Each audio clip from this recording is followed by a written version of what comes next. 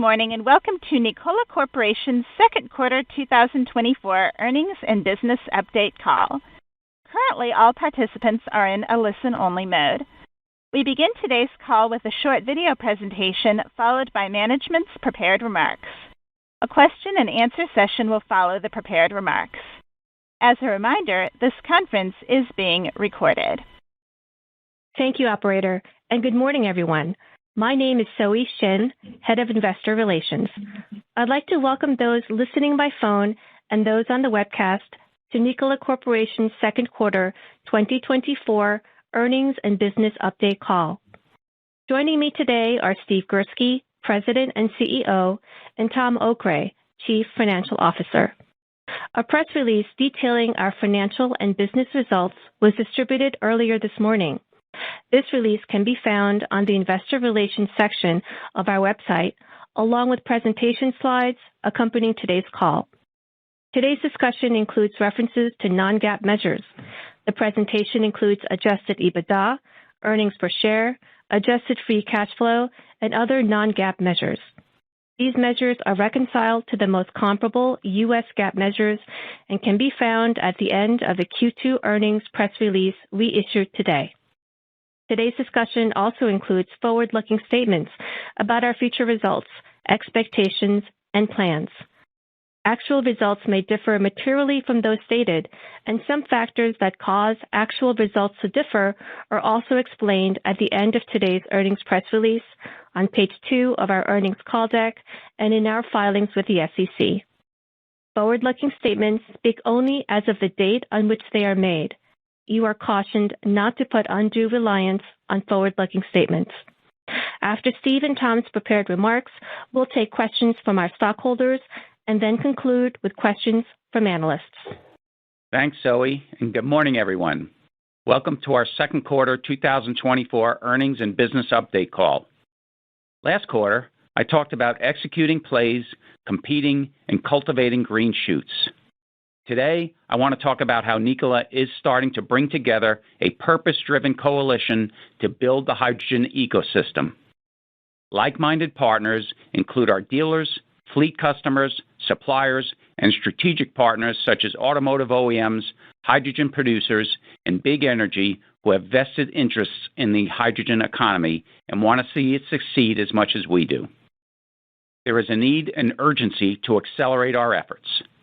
In the last 3 quarters of serial production, we have demonstrated that Nikola is the offtake. We are the catalyst to disrupt Class 8 trucking to make zero-emission a reality.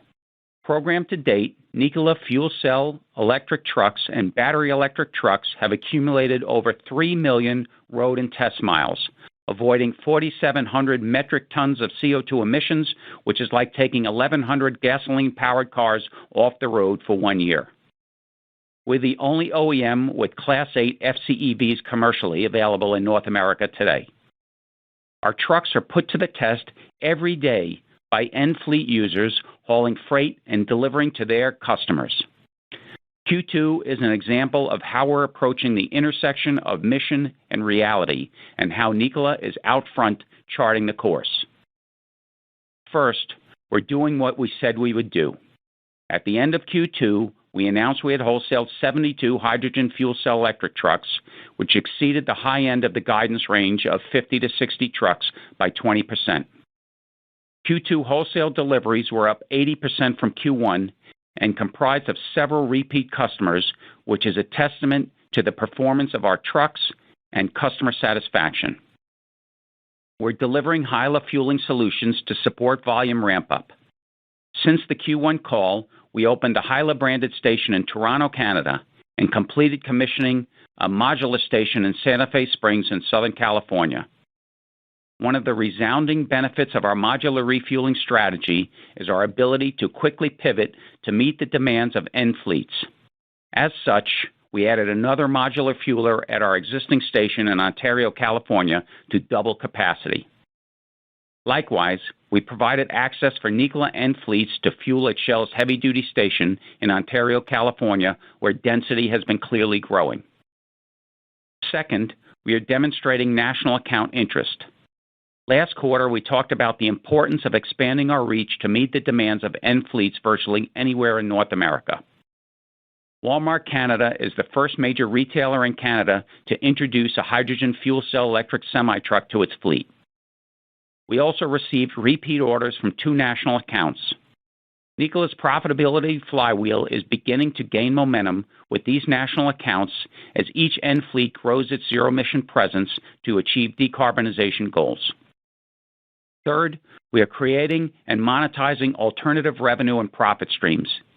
Nikola realized its initial sale of CARB regulatory credits from the sale of NOx and PM credits. As volume ramps up and new CARB regulations go into effect, these new revenue streams will grow. Fourth, Nikola is in a unique position to attract prospective partners. Again, Nikola FCEVs are the only Class 8 hydrogen fuel cell trucks commercially available in North America today. The market acceptance of our FCEVs bears out with every zero-emission mile driven. Therefore, not only are we getting more calls from fleets interested in deploying fuel cell trucks, but also from strategic partners like automotive OEMs, suppliers, hydrogen producers, and big energy, who recognize our key role as a first mover in the hydrogen economy.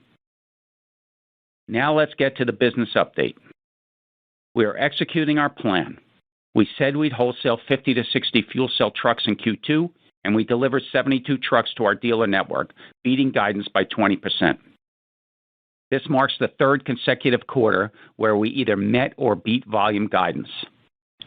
We said we were focused on national accounts to scale, and we signed our first deal with Walmart Canada and received repeat orders from 2 other national accounts.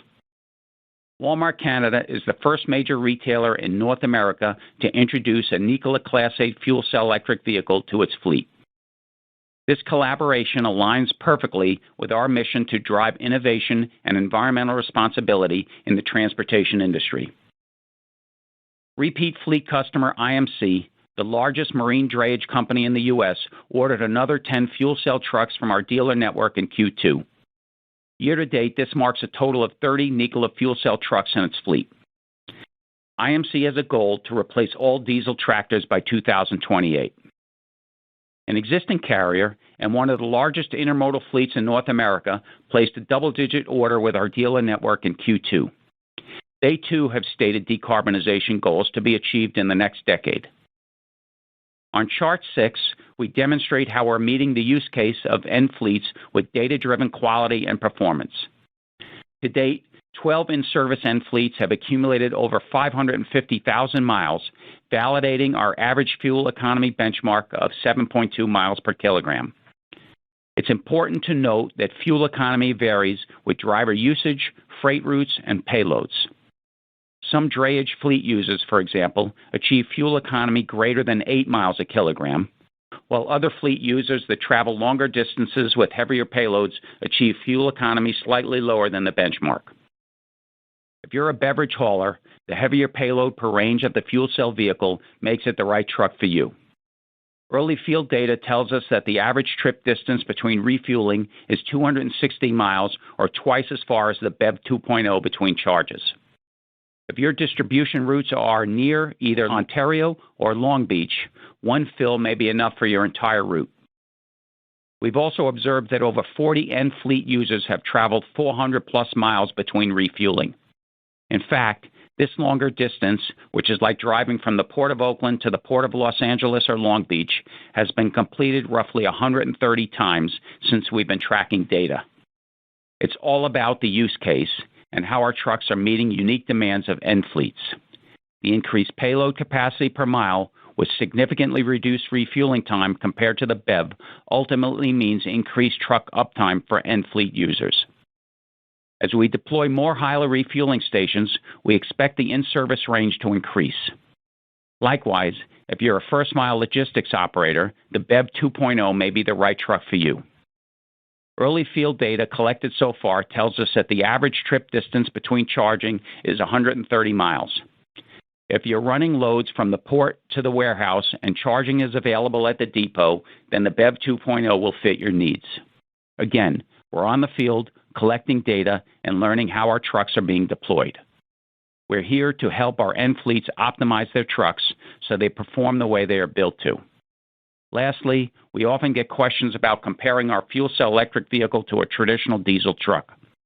On a converted basis, our FCEVs outperform the average Class 8 truck on fuel economy and avoidance of tailpipe emissions. We estimate the average miles per gallon diesel equivalent of our FCEV is 8.0, or 23% better than the Class 8 fuel economy average of 6.5 miles per diesel gallon equivalent per the DOE. Moreover, in-service FCEVs have consumed over 77 metric tons of hydrogen dispensed at various Nikola fueling solutions.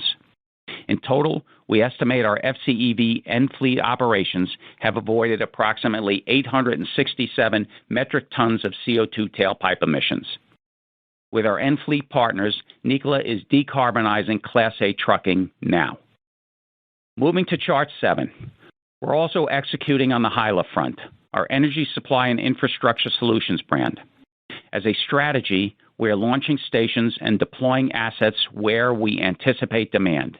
It is our objective to stay ahead of the FCEV deployment so that fueling solutions are ready and available for end fleets.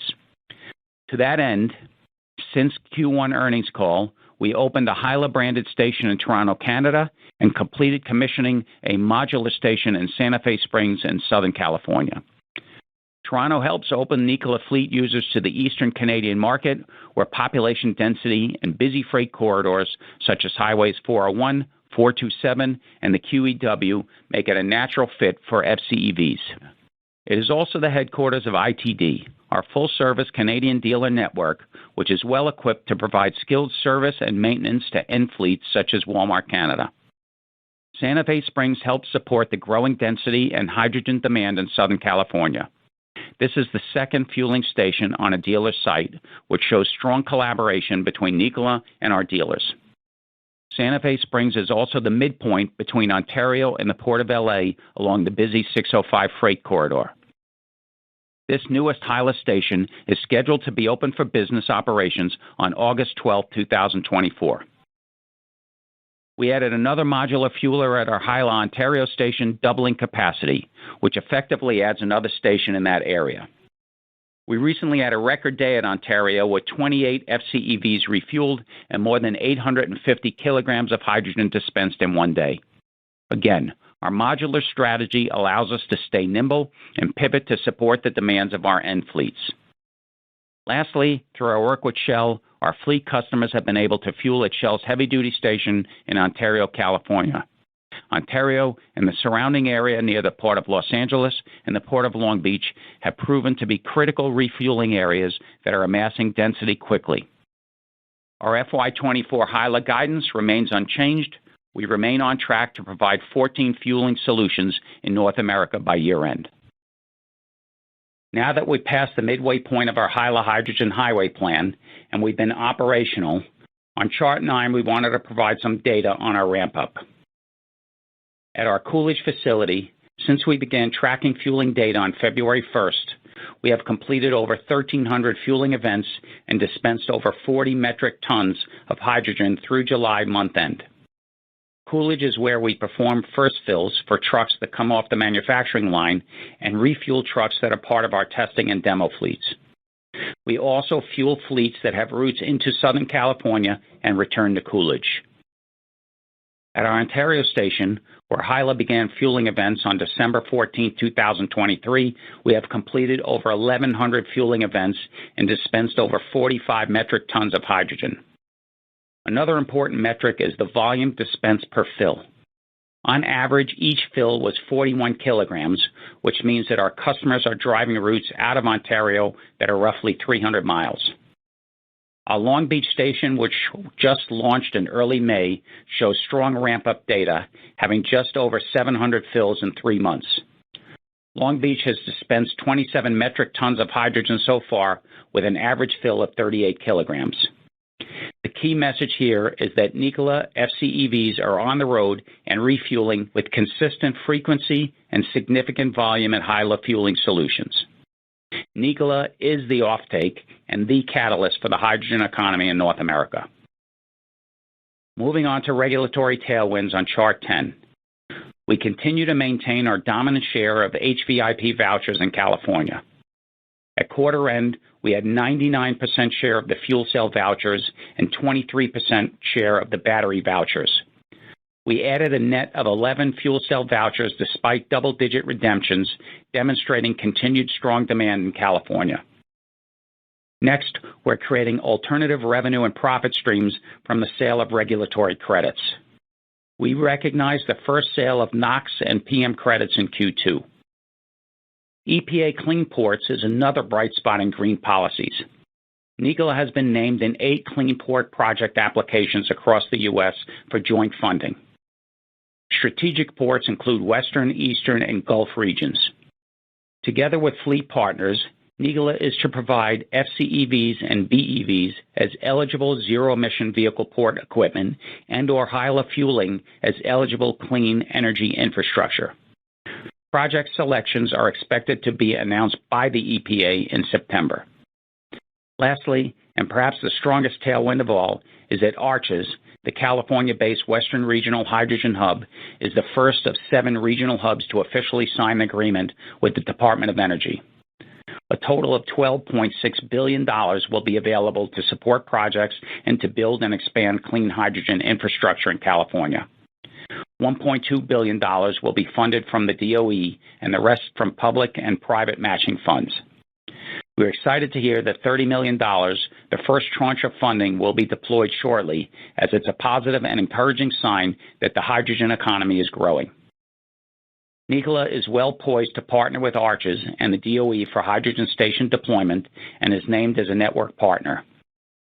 Our HYLA mobile refueling stations offer compelling evidence that heavy-duty offtake is significant and growing. To give you an example of the size of the offtake that exists with Nikola trucks now, consider that the average fuel consumption for a typical fuel cell passenger car in the U.S. is 0.6 kilograms per day, based on annual mileage. Our trucks fuel on average 35 kilograms per fill. One Nikola truck is close to 60 fuel cell passenger cars. There are over 18,000 fuel cell passenger cars in the U.S. and growing. That's equivalent to 300 Nikola fuel cell electric vehicles. By the end of 24, we will have doubled the hydrogen offtake for transportation in the market with just our in-service trucks alone. In short, we provide density and scale for the hydrogen ecosystem. Before handing it over to Tom, I want to circle back to the purpose-driven coalition. Building a zero-emission ecosystem piece by piece takes enormous time and resources. We cannot do it alone. We've been walking the talk with our Class 8 zero-emission trucks and hydrogen refueling stations. We have 147 fuel cell electric vehicles wholesaled through the end of Q2 and roughly 115 metric tons of hydrogen dispensed. We're all in, and there's no turning back. 2 trucks, 1 platform, all zero emissions. This is all we do. I, along with our 1,000-plus employees, come to work every day with a singular focus to ensure Nikola not only survives, but thrives. We are attracting prospective partners such as large logo and fleets, big energy, hydrogen producers, and automotive OEMs who recognize the need for a zero-emission world. Seeing is believing. The more fuel cells we deliver, the more like-minded partners want to work with us. These include national fleet partners who have stated corporate-wide decarbonization goals for the next decade. Demos are ongoing with large logos in the U.S. and Canada. Big energy, or traditional industrial gas companies who recognize the potential for significant hydrogen offtake and the need for fixed stations to accelerate large-scale adoption. Hydrogen producers who view hydrogen as a growth vector and want to play a critical role in supporting this energy transition. Automotive OEMs who are eager to find synergies across product development, sourcing, and hydrogen infrastructure to not only support the light-duty market, but also penetrate the Class 8 heavy-duty market. Now I'll pass it to Tom to cover the financial results. Thanks, Steve. Moving to Chart 12. We introduced the Nikola profitability flywheel last quarter. We talked about the importance of national accounts to build meaningful volume to scale our operations. Growing a significant and consistent order book enables us to optimize costs both internally and with our external partners. The flywheel is gaining momentum.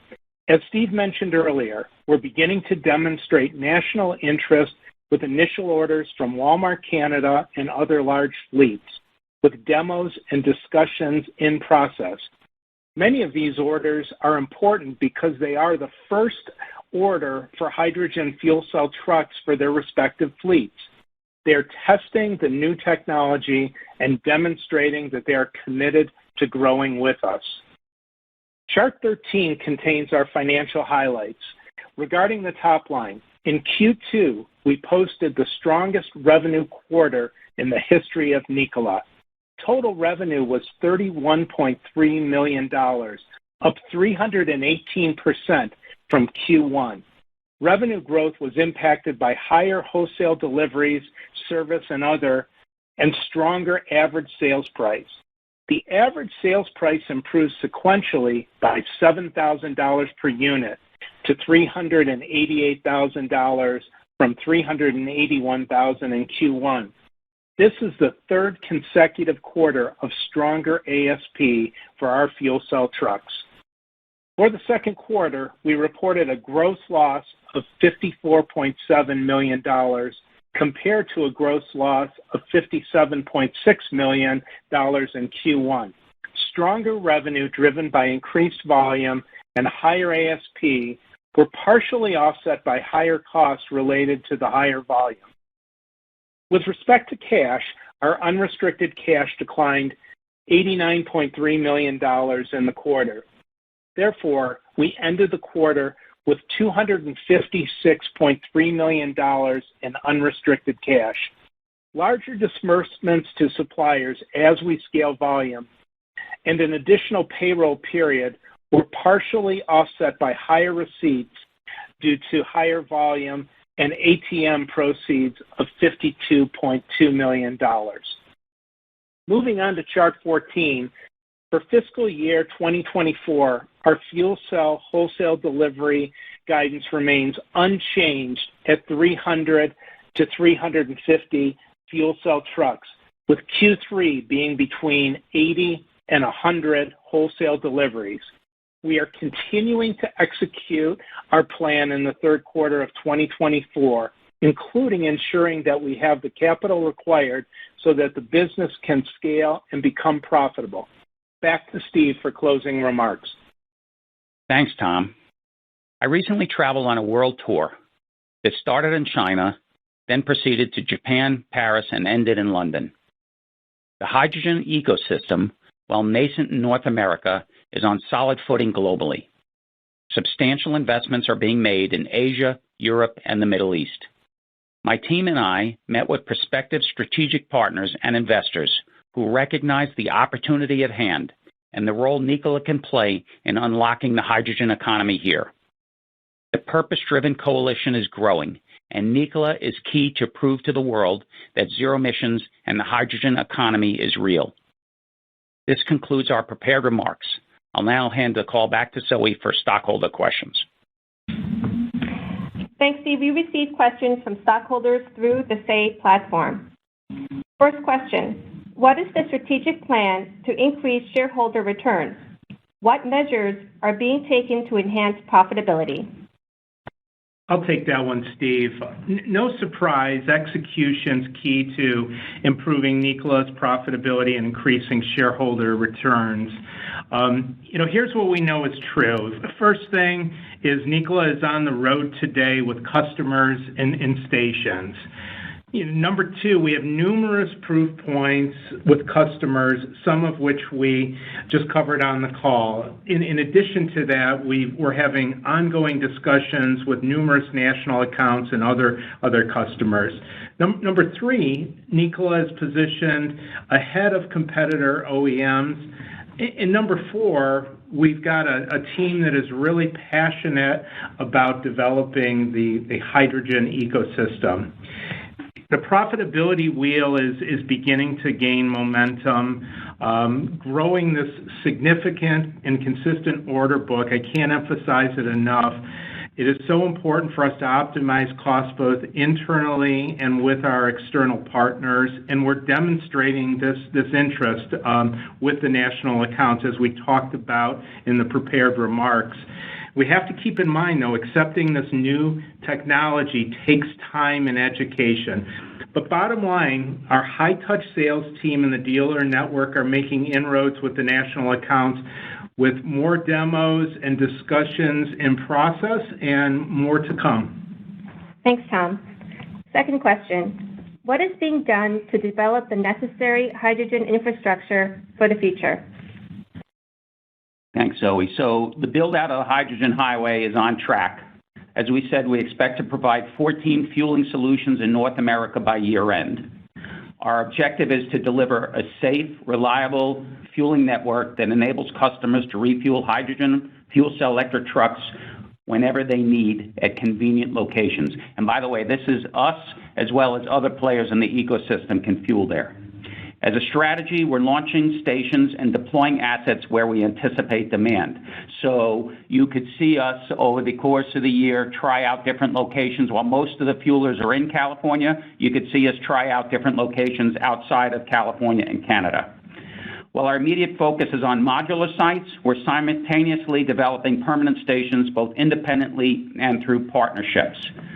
In addition to building a network in California, we've got Canada, and as I said before, we're going to try outside of California. There's one more thing I'd add here.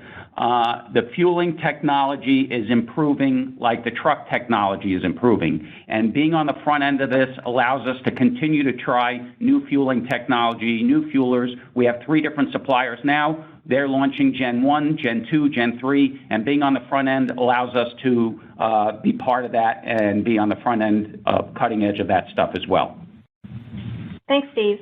Last question. How is Nikola attracting bigger logos? Well, given all the national accounts, there's many of them. Prioritization is very important. So we consider a number of factors, including but not limited to product fit or use case, geographical overlay with our existing and future hydrogen infrastructure, and the fleet sustainable goals.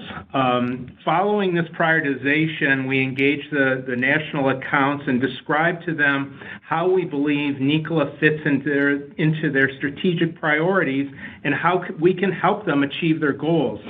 And these discussions include an invitation to our plant in Coolidge and offering a demo. You know, as Steve likes to say, seeing is believing, and our demo list is full of prospects. They include national beverage distributors, grocers, healthcare, chemical companies, as well as 3PLs, third-party logistics carriers who keep the supply chain in North America running.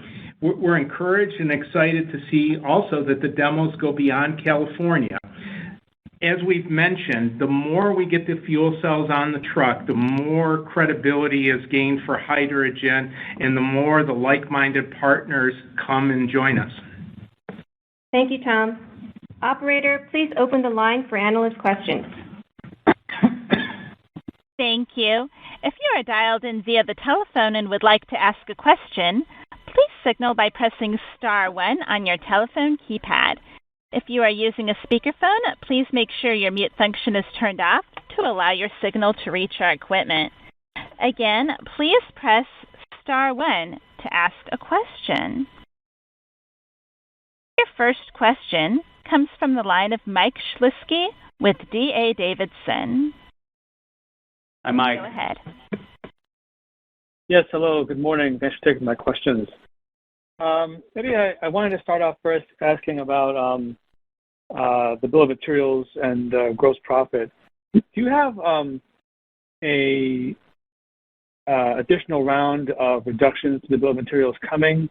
Are you talking with some of your suppliers about ordering in larger quantities and asking for a different better pricing? Is there some kind of larger program here that might start maybe next year or something along those lines? Absolutely, Mike, and that's a great question. One of the things that really helps us with our bill of material is our supplier base is really concentrated. What do I mean by that? We've got 5 suppliers who make up 65% of our bill of material cost, and top 15 make up about 80%. So we're doing exactly what you said. We're working with each of those key suppliers and ensuring that we've got volume thresholds which give a commensurate reduction into the bill of material. In addition to that, we're looking at localization activities. Given that we're just getting started in terms of serial production, we don't have all of our suppliers in the right place. In fact, we've got almost 70% that comes out from outside of the United States, so there's opportunity to localize and get more efficient. The third thing is we're redesigning some parts, making them more efficient, making them more cost-effective, things that we're learning as we're putting trucks on the road and we're building the trucks. And then the bigger, longer-term issue is with our next-gen vehicle, we've got a huge opportunity to take even a bigger step down. But yeah, to get to your specific question, yes, we've got plans in place, daily discussions ongoing for next year and the year after that, and then with our next-gen vehicle, even a bigger step down as we, have a more open bidding process and redesign of the components. Thanks for the question, Mike. Yeah, Mike, and just to add, just like any new technology, the goal is to get it on the field and then start to learn and then start to optimize. Yeah. And we're on the field now, and now we're moving to the optimization stage. Yeah, that's a great point. I mean, you also, maybe saw or you will see when you go through the details, we had a warranty reduction in the quarter, and part of that is, learning how given components are performing, redesigning those components, changing suppliers if we have to, but that's going to provide reduction as well. I guess to follow up there, I'm curious as to your confidence level next year, or certainly in 2026. The Class 8 market for diesel will be as busy as it's ever been, maybe an all-time record. Certainly in 26 as they prepare for emissions changeovers. I guess I'm kind of concerned if they're going to have problems getting what they need as far as brakes, cab components, etc. Some of the things that your trucks share with theirs. In the quantities that you need, I'm curious as to your confidence level to actually obtain the relatively small number of parts that you need for your vehicles when you're up against some of the larger players for very limited pie in 25 and 26. Well, I mean, fuel cell power modules aren't on their trucks. Batteries aren't on their trucks. You're talking about the diesel pull-ahead. Is that what you're referencing, Mike? Yeah, I'm talking about things like cab components, brakes, steering wheels, things that you would share with those. Obviously not the fuel cell parts, but the rest of the truck. I'm curious about some of the challenges your suppliers might be telling you about obtaining enough parts for relatively smaller players like Nikola in 25 and 26. Yeah, we haven't seen any of that to date in the last quarter. We've had no indications with conversations with the suppliers going forward. And as I mentioned, and as Steve, amplified here, the majority of our cost in the bill of material is really specific to, the fuel cell and the BEV truck.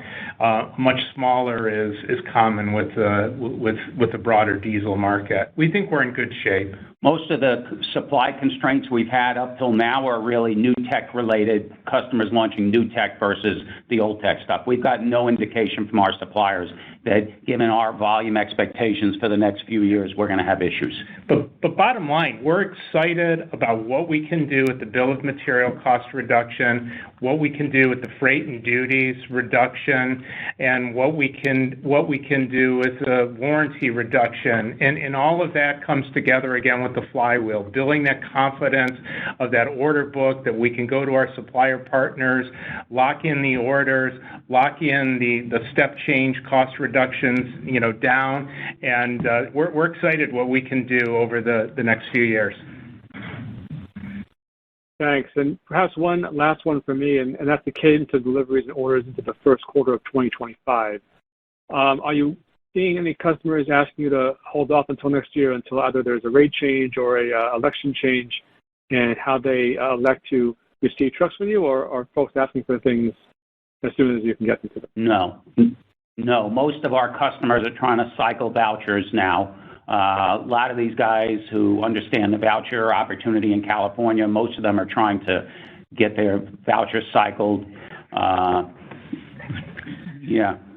They're trying to get their voucher cycled now. Most of the businesses in California. Remember, everything here is in its infancy. Yeah. You know, no one does a demo and says, I'm going to buy 500 trucks. They do a demo. They say, give me 5 or 10. Then they say, give me 50. And then they know they have vouchers and they're cycling vouchers in California or trying different routes in other parts of the country.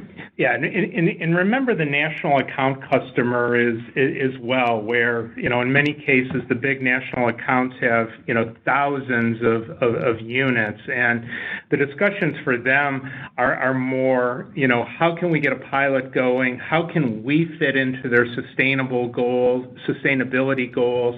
How can we be a partner longer term? How can they get comfortable with hydrogen? How can they get feedback from their drivers? Those are more the discussions than what's going to happen with the rates. We're a relatively, and this is the beauty of the national account strategy, we are a relatively small piece of these big overall fleets. We don't need to take a big share of any one national account fleet. Great, I appreciate it. Does that help? Does that help, Mike? Absolutely. Thank you, Mike. Yes, that clarifies a lot. Thank you. Thanks, Mike. Your next question comes from the line of Greg Lewis with BTIG. Please go ahead. Yeah, thank you. Hi, Greg. Thank you. And good morning. Hey, Steve, how are you? Good morning, and thanks for taking my questions. Good.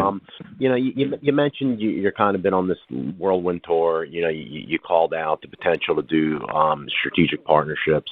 You know, as you're working and talking with potential partners, you know, to kind of expand Nikola's footprint, you know, could you talk a little bit about where it makes sense and where those, you know, probably traction points are? Is it for the hydrogen on the highway? Is it maybe bringing Nikola trucks maybe to Asia? Could you just provide a little bit of color in how you think about, you know, beyond the core business, which is putting trucks on the road in the U.S., how you're thinking about positioning the platform over the next couple of years? Yeah, I'll start and then Tom will chime in. So, listen, one refuel of our truck is the equivalent of refueling 60 fuel cell cars. Like we said in the release, we're going to have dispensed more hydrogen this year than the entire mobility. We're basically going to double the mobility use case for hydrogen in 1 year here. That's what these people see. We're the anchor of the ecosystem. And so is it H2 supply, H2 costs, H2 components? Yes. It could be sourcing. You know, a lot of these players in Asia, source, hydrogen's big in Asia. Okay, Japan, Korea, China, what have you. Hydrogen's bigger there than here. There's lots of components, other fuel cell power module players. There's hydrogen component players. That's when we say we're trying to build a coalition of a purpose-driven coalition. That's what we're trying to do, is people who believe in the ecosystem, come with us, help us lower our costs, help us defer capital, help us fund our business. Yeah, let me just amplify, Greg. I think what's very exciting about the opportunity we have is we're really getting in on the ground floor that a lot of people believe in, but they haven't really had a chance to execute it. There's been this chicken and egg. Do you go with the vehicle first, or do you go with the infrastructure? So now we've got the vehicle on the road, so it makes us very attractive to talk to a number of strategic strategic partners. Let's take, for example, in the automotive world. The automotive world's been working on, fuel cells for quite some time, but hasn't really made the progress that they've wanted to make. Now that we've got this offtake, we provide them with an opportunity to supply parts to us, to invest in infrastructure with us. You've also got hydrogen producers who, haven't had a transportation growth vector offtake, and now they do. They've been mostly in industrial gases.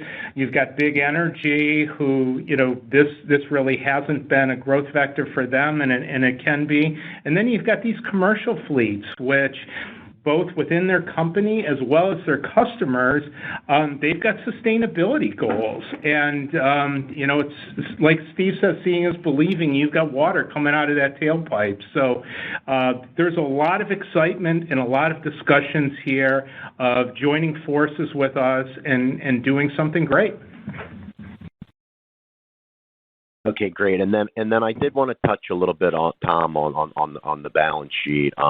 Just looking at cash burn in 2Q versus Q1, it was up a little bit, and I guess obviously there's some puts and takes in there. As we think about getting that cash burn lower, as we think about this, is it primarily just going to be pushing that ASP higher and volume, or are there other things that we're thinking about here, over the next couple quarters to kind of get that burn a little bit lower? Well, like many things, Greg, related to cash, it's multi-pronged. We need to get better with our cash conversion cycle, and we actually did quarter over quarter. We took out 78 days, which is 35% improvement. So, we will continue to work on that. It's still too high.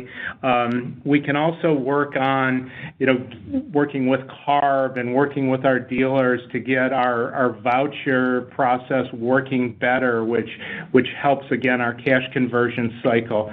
What we really want to avoid is doing draconian actions which are going to hurt what we think is a very exciting prospect and our potential strategic partners think. We don't want to, cut hydrogen or delay hydrogen infrastructure. We don't want to delay our next-gen development of our vehicle and redesigning parts for lower cost. So we're confident that we've got enough people who want to invest in the company that we're going to be fine from a cash flow perspective. Obviously, as we start to hit those volume thresholds and the gross margin continues to go up, we'll burn less cash. So that's a very big lever for us as well. Price, you've seen it go up 3 quarters in a row, and we'll always look at that. But the bigger thing for us is the volume, as we stated. Okay, super helpful. Thank you very much. Thanks, Greg. Appreciate it. Your next question comes from the line of Jeff Kauffman with Vertical Research Partners. Please go ahead. Thank you very much. And congratulations. Jeff. Hey, how are you? Congratulations, everyone. Good. Hey, Tom, I want to get back to balance sheet and cash because, I always thought as a rule of thumb you wanted to keep about 6 months cash on the balance sheet, but just listening to your comments, you feel like we got partners that want to invest, we can bring cash in at any point. But if I take your $256 million of unrestricted cash and just assume that the burn is similar in 3Q versus 2Q, you're going to be about 6 months by the end of the quarter. So how do we think about what the right cash level is, where you're comfortable for the company, and what levers are out there that we can bring in cash to stay above that level? Yeah, appreciate the question, Jeff. Well, your math is pretty good math, and it's math that we do and we look at every day. And when I said to Greg in the last question that, we're focusing on a number of things, we're also focusing on being in the market and talking to investors to ensure that we've got enough cash to run our, operations. And, what do I think is a good amount of cash to have on hand? I mean, ideally, as we enter next year, we would like to have enough cash where we can operate for a full fiscal year unencumbered without going into the market and just focus on chopping wood and execution. So that's kind of the way I look at it. Right now, we finished the quarter with 283 total, 255 unrestricted, and yeah, I mean, that would put us with our normal cash burn toward the end of the year. We'll be getting close to being out of cash. We recognize that. We're talking to the right people, and we're confident that we will get to a place where we can achieve that goal of operating next year unencumbered without having to go to the market continuously. Well, look forward to that. Thank you. And could you give us a idea, as I love that you are starting to monetize the potential for the credits. How should we think about contribution to the bottom line on the fueling, and how should we think about contribution on the credits as we're modeling out 24 and 25? Do these credit amounts that you achieve this quarter, are they going to be a little more consistent as the fleet itself grows and you're running more miles on those trucks? Absolutely. I mean, let me just unpack the credit world for you. We've got two types of CARB credits. One is related to NOx and particulate matter, and the other one is a more general ACT one. And together, we think they can be $45,000 to $50,000 a unit. Now, obviously, you're negotiating with the people you're monetizing with, but that's a large number. And what we're also seeing, which is exciting, is that right now it's California only, it's CARB, but we see other states looking to adopt similar things. And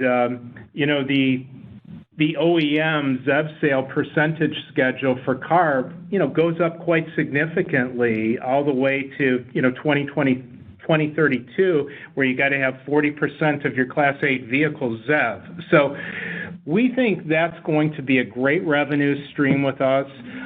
We think that's it's 100% gross profit. So we really like that. More to come on that. Obviously, as volume grows, that gets to be a bigger deal for us.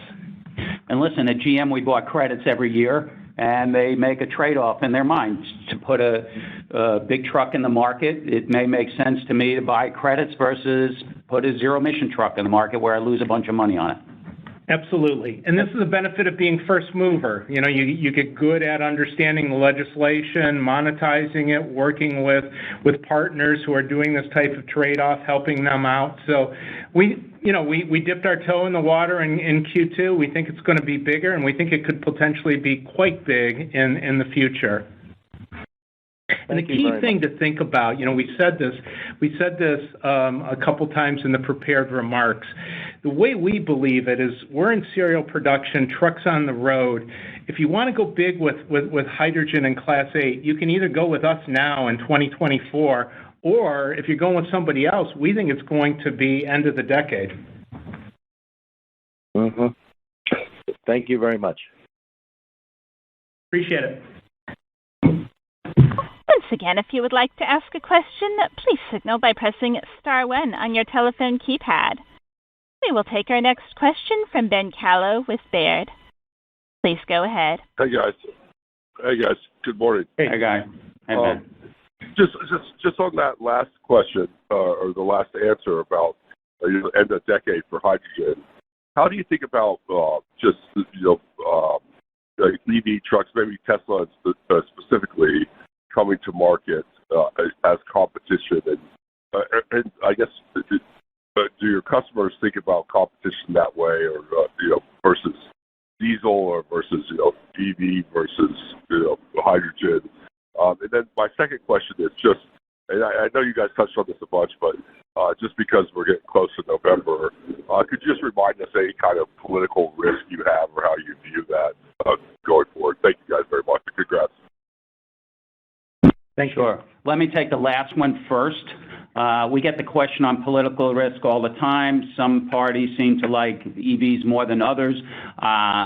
We would say that there are as many, if you look around where the big hydrogen projects are, there are as many hydrogen projects in red states as there are blue states. There's a lot, how you create the hydrogen is different, but there's still going to be a lot of activity, we believe, around hydrogen going forward, no matter what. On the first question, let me put it this way. So we have one of our customers who started their zero-emission journey by buying 6 of somebody else's battery electric trucks. The range they stated was 2, and this company operates around the ports. Is one of the guys in our video, but they said they bought 6 trucks. They said the manufacturer told them the range would be 220 miles on a charge, and they were getting 150. And furthermore, it was taking them an hour and a half to 2 hours to refuel. And this company started buying our trucks, more and more and more, and now they're the biggest owner of our trucks, frankly. And one of the things he says is, I run 2 shifts a day. Once my driver, your fuel cell trucks weigh the same as everybody else's battery truck. I can refuel them a lot faster, and it's very hard for me to get power to the port, to my depot where it is.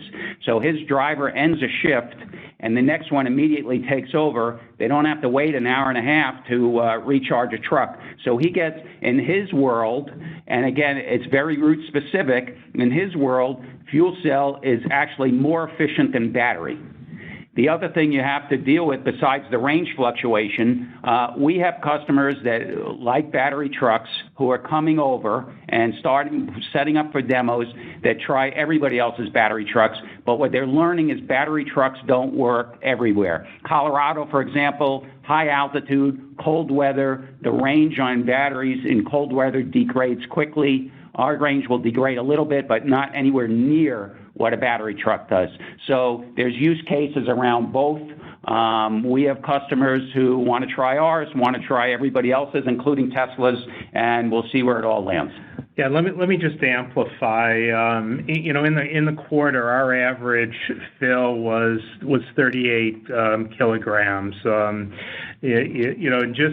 to do the math with our fuel economy, that translates to roughly 275 miles. So as Steve says, you're getting much longer range for these uses, for these haulers. It's also a much quicker fill, about 20 minutes or so, or even less. And the final thing that I'd like to say on this is, as we're redesigning this vehicle, our next-gen vehicle, we're going to have a high level of commonality between BEV and fuel cell. So it's actually going to help us with the supply base from scaling, and it's going to help us with the customers, because when we endear ourselves to the customers with the fuel cell, they can buy an option also with the BEV for those specific use cases. So we think it's great that we're going to have 2 flavors, and leading with the fuel cell right now, I think makes perfect sense where it's less crowded in the marketplace. That help?